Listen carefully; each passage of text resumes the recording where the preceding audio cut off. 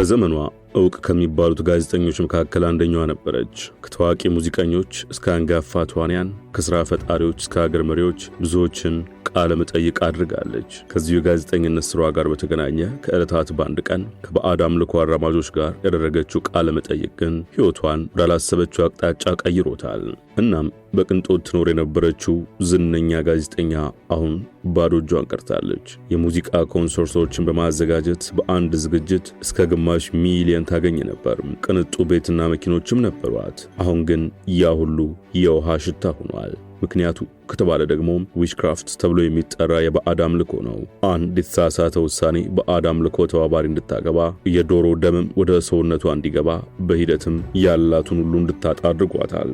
witch doctors, morticians, mortuary attendants and evil spirits. Let me just put it that way, because most of my colleagues were scared, but I was daring.